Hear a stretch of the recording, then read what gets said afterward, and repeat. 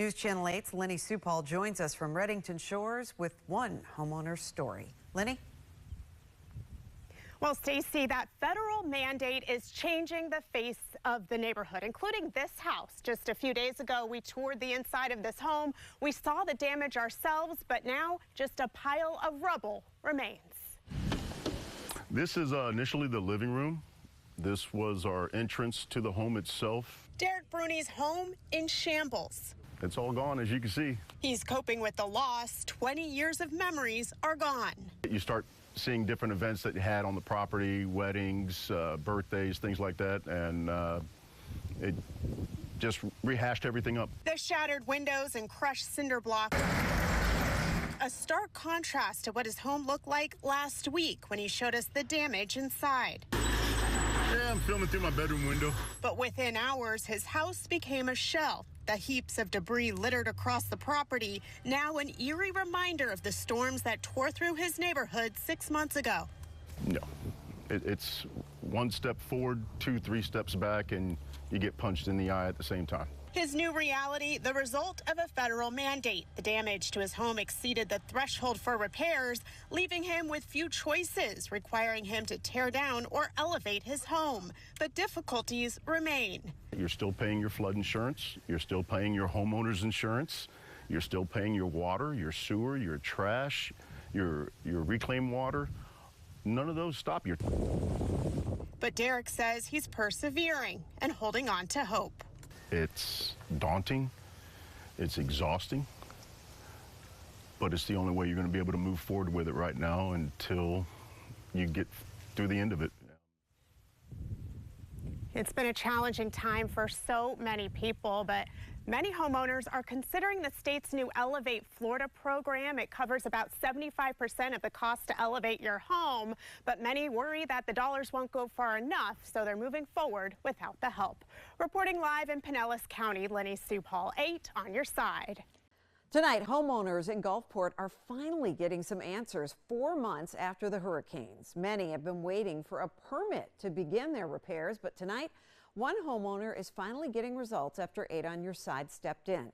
News Channel 8's LINNIE SUPALL joins us from Gulfport, and we're talking progress, but it's still not smooth sailing. A little holdup, right?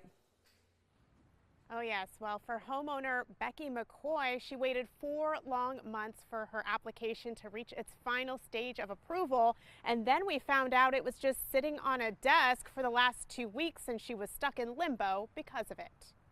And they never went inside any of these homes. As neighbors walk through their Gulfport community, the landscape looks very different. The city of Gulfport is such a close-knit community, and it kind of feels like we're on an island now. Homes destroyed by Helene and Milton's wrath on full display, and it's taking a toll.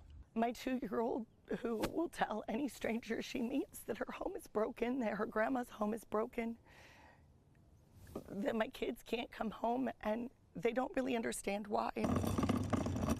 It's been 4 months since the storms, and for many, the wait for a permit wears on. There's no action.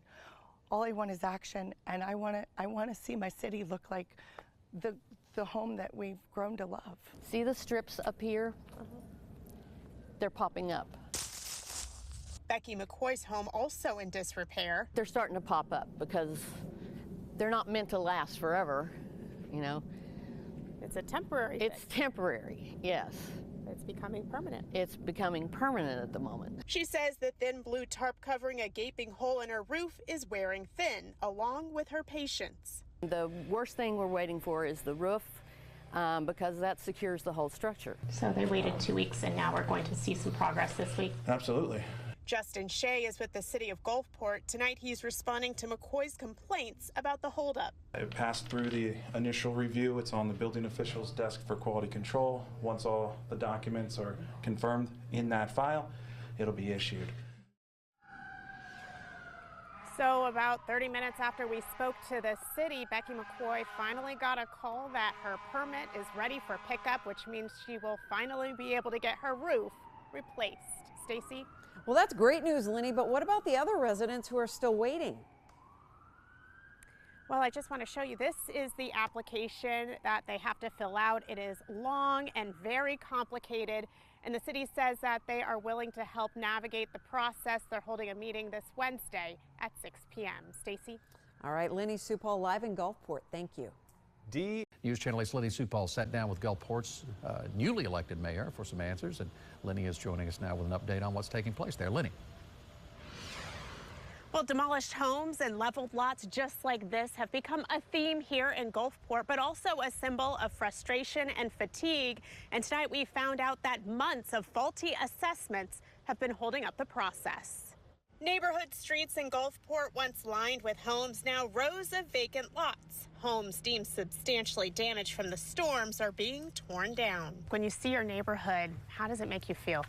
Sick and sad, and it's a huge impact. it's a huge impact. Becky McCoy and her husband Jim have lived in their Gulfport community for more than 20 years, but the last 6 months came with permit backlogs and delays. Major discrepancies in how their damage was assessed are to blame. This second substantial damage letter we got put us over the 50%, which says tear your house down or elevate. That letter stems from a mandate from FEMA, but the city of Gulfport says many of those letters were faulty. We are not working with Tidal Basin any longer. Gulfport Mayor Karen Love was recently elected 3 weeks ago, but working to clear up months of confusion about how the damage was initially assessed. The city worked with Tidal Basin, a company contracted by the state, but the mayor says there were issues. Because their primary function in this was the substantial damage letters, okay?